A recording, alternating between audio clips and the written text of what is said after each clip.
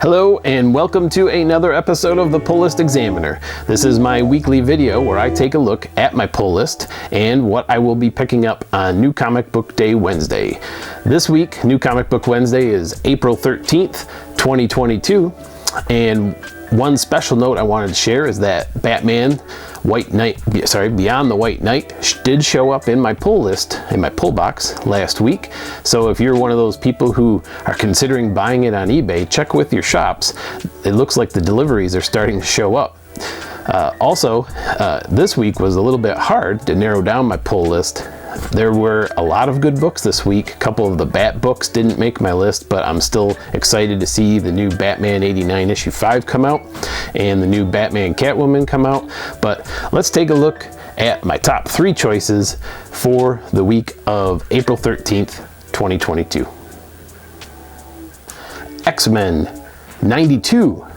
I don't usually get into the Marvel X books as of late, with Hickman ending his run and it being shifted over. I never really got into the Hickman run, so there are a lot of X books that I did not read lately. I did have Wolverine on my pull list, and I actually got lost a few times because it tied into some of the overall storylines that I wasn't following, but this is a nostalgia pick. I grew up watching X-Men, the cartoon, every Saturday morning, and I was excited to see that they were doing some kind of reboot over at Marvel, and this is something I'll probably be able to read, and hopefully I'll be able to share it with my kids as well and let them take a read of X-Men 92.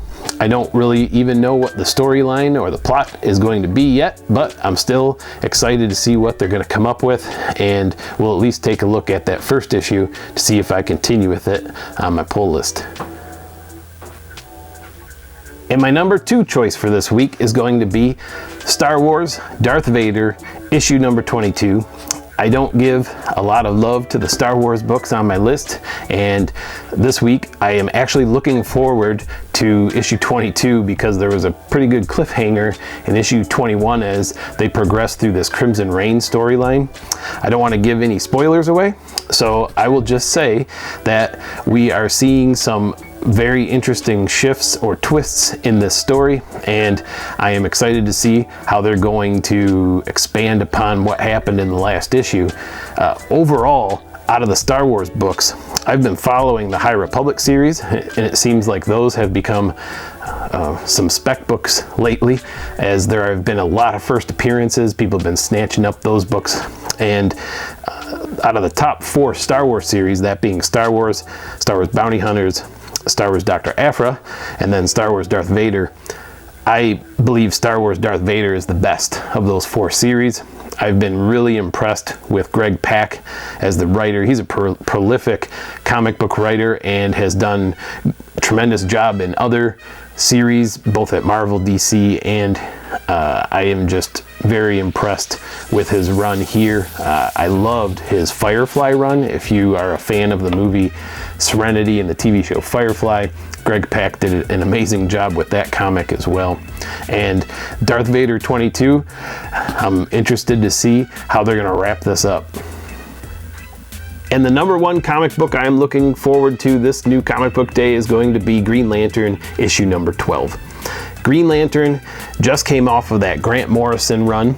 They've been treating it like seasons instead of volumes, even though I think they still consider these different volumes of Green Lantern. And this last run has been very interesting with how they've incorporated some new and unique things that have happened to the Green Lanterns. I'm trying not to spoil it, but I think I can say this.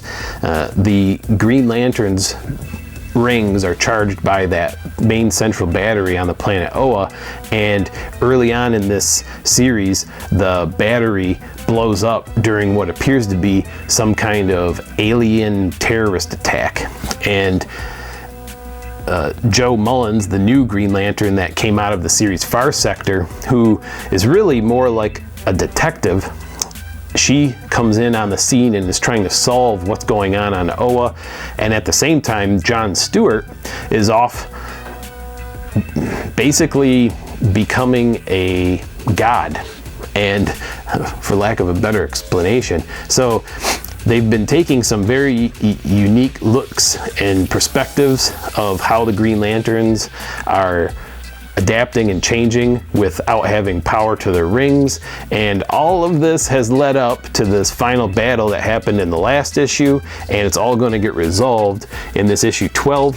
Hal Jordan showed up, so we basically have had all the Earth Green Lanterns show up. I believe even Jessica Cruz and Simon Baz showed up. So with that being said, the last few years on the Green Lantern have been interesting, but I'm very curious to see where they're going to take it from here after this issue, but I'm also looking forward to see how they're going to resolve this entire last 12 issues and the storyline that's been running through it.